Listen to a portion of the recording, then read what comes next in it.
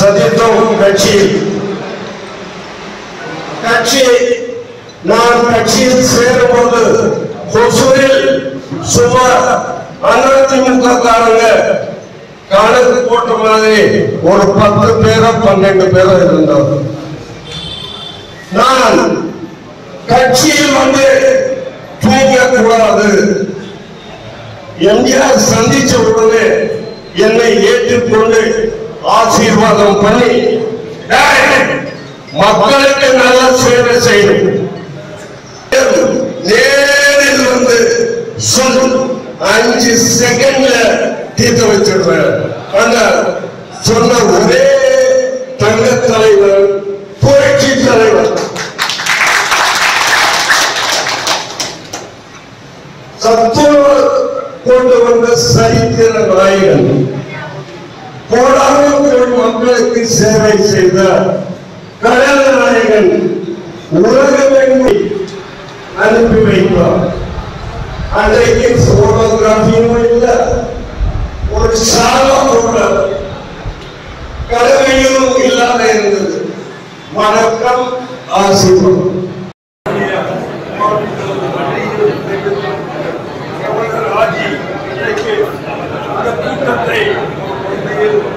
அவருடைய பகுதியில் சிறப்பாக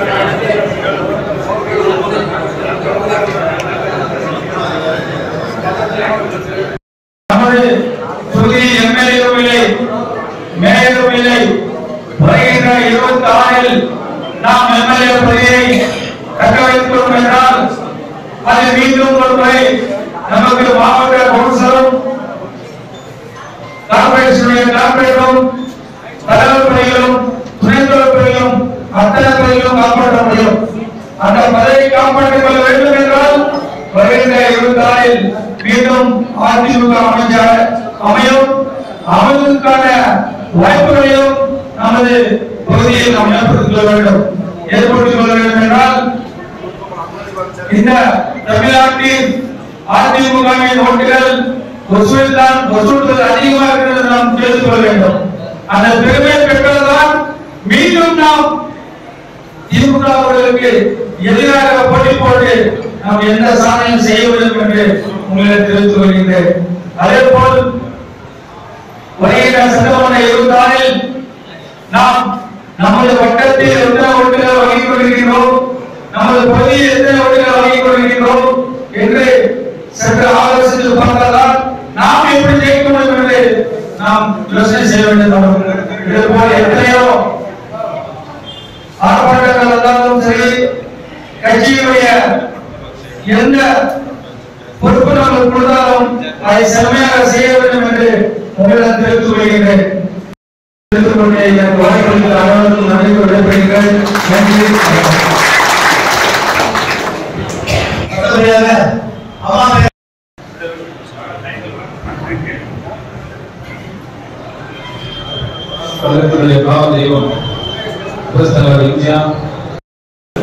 சட்டமன்ற எதிர்கட்சி தலைவர் அரவிந்தன் அவர்களின் ஆணையிடுகின்ற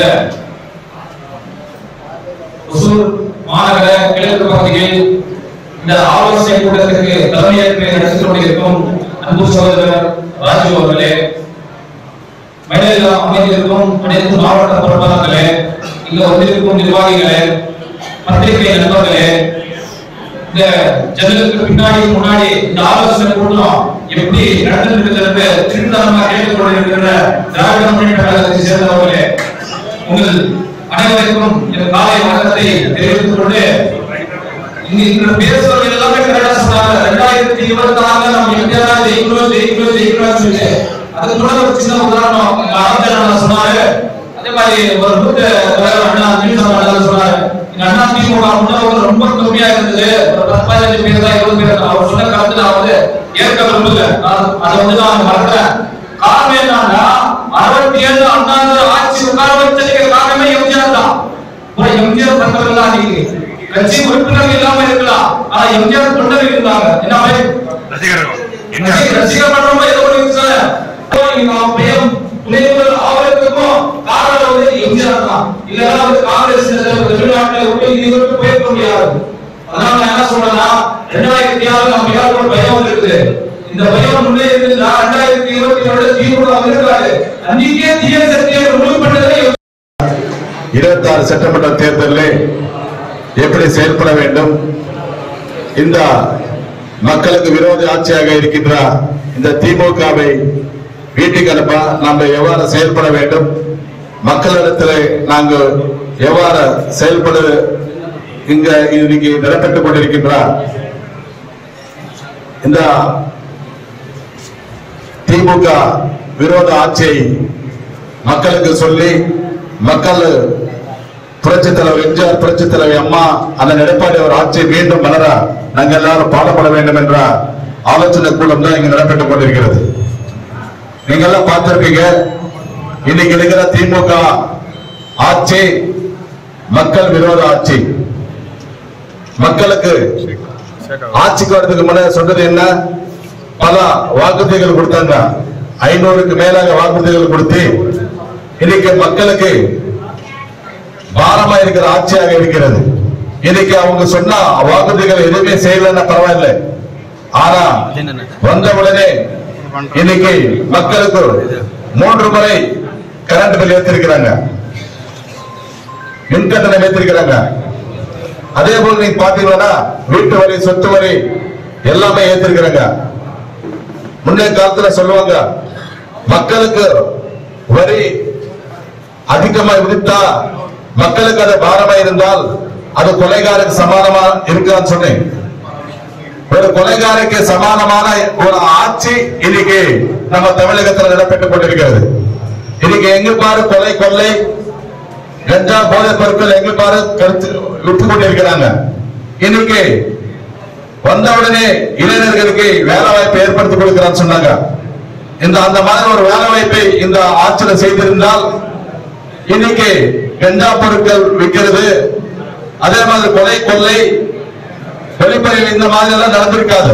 இன்னைக்கு இதெல்லாம் நடைபெற்றுக் கொண்டிருக்கிறதா இந்த ஆட்சி தூங்கிக் கொண்டிருக்கிறது.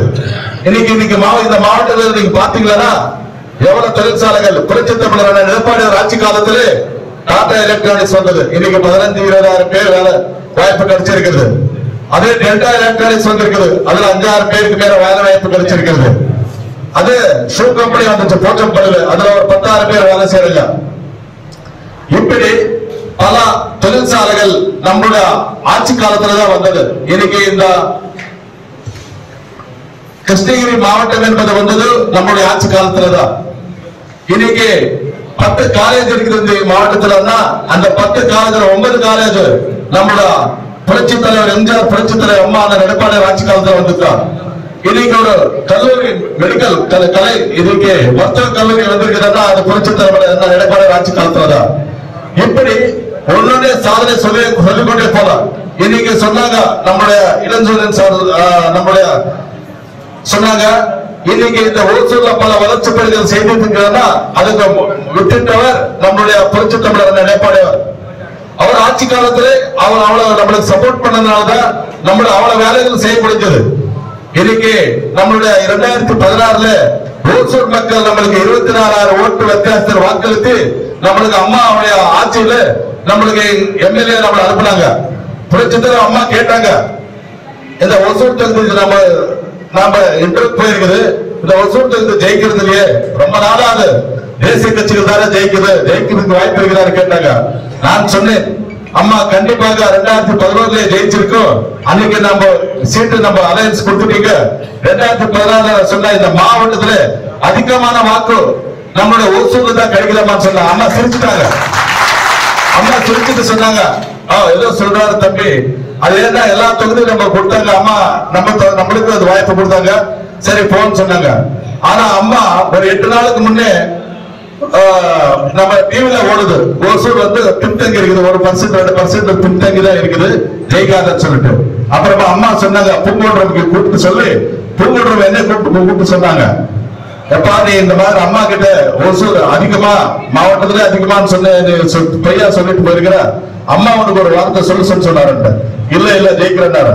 ஆனா அதே மாதிரி நம்மள ஒசூர் மக்கள் நல்ல ஒரு வாய்ப்பு, நான் என்ன அம்மா சொன்னாலும் அதே மாதிரி ஒரு வாய்ப்பை ஒசூர் மக்கள் கொடுத்தாங்க. அம்மா நம்மளுக்கு கால்நடைத்துறை அமைச்சர் அனௌன்ஸ் பண்ணாங்க. அப்புறமா ஓடுது தமிழ் எழுத படிக்காத மந்திரியே ஓடுது. உண்மையிலே எனக்கு தமிழ் எழுத படிக்க தெரியல அப்போ, ஆனா ஏதோ தமிழ் பாட பேசிட்டு இருந்தா அம்மா சொன்னாங்க நான் இருக்கிற பாத்துக்கிற போனாங்க. அப்படி ஒரு சாதாரணமா இந்த விவசாய குடும்பத்துல பிறந்து இந்த சாதாரணமா இருந்த எனக்கு இந்த மாதிரி ஒரு வாய்ப்பு கிடைச்சிருக்கா, அது அண்ணா திராவிட முன்னேற்ற கழக ஆட்சியில அம்மாவோட ஆட்சியில நம்மளுக்கு கிடைச்சது. அதே மாதிரி அவரோட பயணிக்கும் போது அம்மா மறைக்கு பிறகு அந்த எடப்பாடி அவர் கூட அப்படிதான், அவர் கூட நம்மளுக்கு அதே மாதிரி வாய்ப்பு கொடுத்தாங்க. இன்னைக்கு ஓசூர்ல இல்ல இந்த மாவட்டத்திலே பல வளர்ச்சி பணிகள் நடைபெற்றதுக்கு காரணமும் அந்த எடப்பாடி ஆட்சி காலத்துல அந்த எடப்பாடி அவர் கொடுத்த ஒரு நல்ல ஒரு இதுதான் நம்ம அவனை வேலை செஞ்சார். அதனால இன்னைக்கு நம்ம புரட்சி தமிழர் எடப்பாடி அவர் மீண்டும் முதலமைச்சர் 2026 ஆவார்.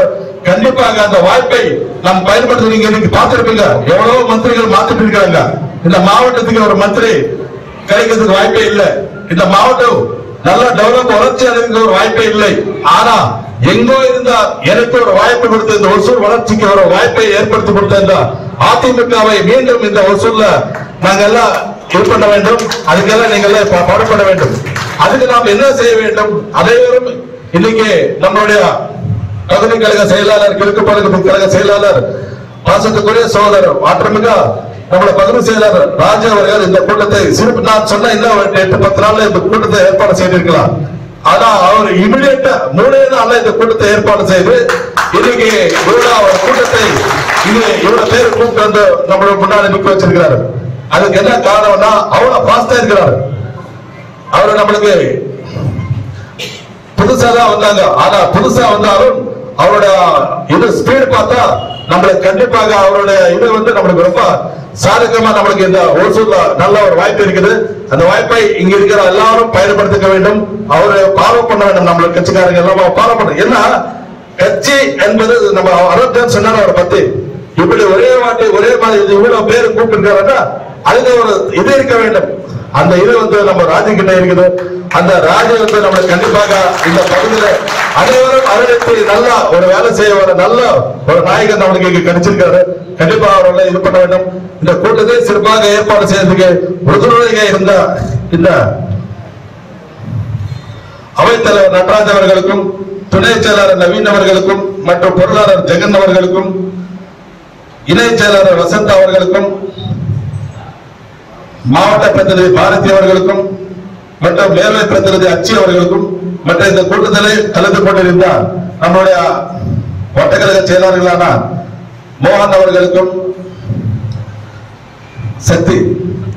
சக்தி அவர்களுக்கும், மஞ்சுநாத் பாபு அவர்களுக்கும், ஹரி அவர்களுக்கும், சங்கர் அவர்களுக்கும், சிவா அவர்களுக்கும், முத்துராஜ் அவர்களுக்கும், மணி அவர்களுக்கும், வீரமுத்து அவர்களுக்கும், மற்றும் இந்த நிகழ்ச்சியை கலந்து கொண்டிருக்கின்ற ஒட்டக்கழக பாபு அவர்களுக்கும், சேர்மன் நம்மளுடைய நஞ்சன்சாமி அவர்களுக்கும், ஆதி அவர்களுக்கும், ராஜா அவர்களுக்கும், மணி அவர்களுக்கும், பிஎம்ஆர் அவர்களுக்கும், சிவா நடராஜ் அவர்களுக்கும், எஸ் முருகன் அவர்களுக்கும், மதினி அவர்களுக்கும், வினோத் அவர்களுக்கும், சந்தோஷ் அவர்களுக்கும், மஞ்சு, மாதன், கார்த்தி, சந்தோஷ், புனிச்சந்த் இந்த கட்சியில சேர்ந்த வந்திருக்கின்ற நம்மளுடைய சீனா அவர்களும், முரளி ரெட்டி அவர்களும் ராஜா திமுக வந்திருக்கிறாங்க. அவருக்கு வருகாரில் வரவேற்று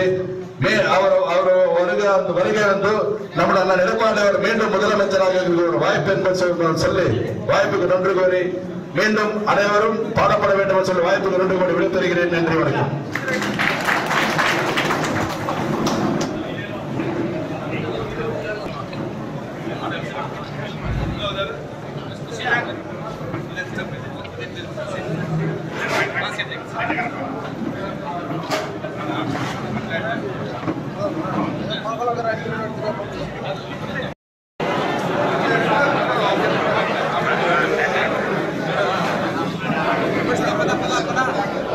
முதல்வர் பதவி கொடுத்திருக்காங்க. அதே மாதிரி அமைச்சரவையில் வந்து மாற்றம் பண்ணியிருக்காங்க. ஒரு 3 அமைச்சரை நீக்கம் பண்ணியிருக்காங்க. புதிய அமைச்சரவைகள்லாம் சேர்த்துருக்காங்க. இது எப்படி பார்க்குறீங்க?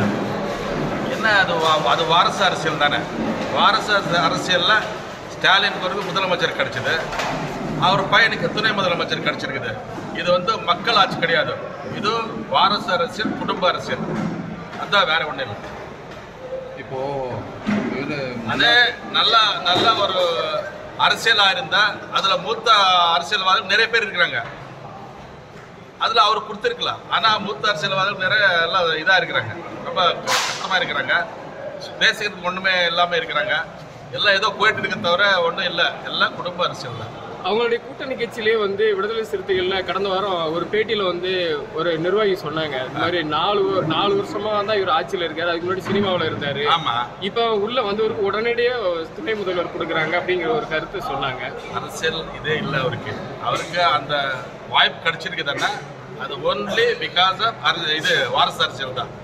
அதுல நோ டவுட். அது மக்களுக்காகவோ கட்சிக்காகவோ இந்த நாட்டுக்காகவோ போராட்டது ஒன்றும் கிடையாது. அவங்க அந்த மாதிரி பார்க்கும்போது நம்ம மாவட்டத்தில் எவ்வளோ எம்எல்ஏஸ் எல்லாம் இருக்கிறாங்க, இந்த மாவட்டத்தில் மந்திரியே இல்லையா? அம்மா வந்து நம்மளுக்கு ஒரு சாதாரண ஒரு குடும்பத்தில் இருந்தால் எனக்கு ஒரு வாய்ப்பு கொடுத்து இந்த மாவட்ட வளர்ச்சிக்கு எவ்வளோ ஒரு வாய்ப்பு ஏற்படுத்தி கொடுத்தாங்க அம்மா. அந்த மாதிரி வாய்ப்பு இந்த மாவட்டத்துக்கோ இந்த நாட்டுக்கோ இல்லை.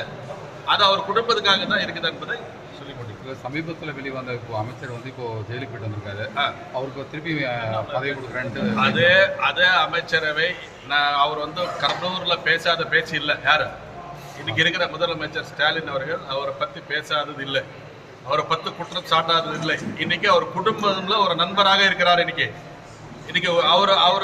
அவர் ஜெயில இருக்கும்போது அவரு துணை முதலமைச்சர் கொடுக்கல. ஏன்னா அவர் என்ன சொல்லிட்டு போறாரோ தெரியல இந்த ஃபேமிலி பத்தி. ஏதோ இன்னைக்கு பயில வந்துட்டாங்க, இப்ப திரும்ப அவருக்கு நல்ல ஒரு வாய்ப்பு கிடைச்சிருக்கு, திரும்ப என்ன ஆகுதோ தெரியல.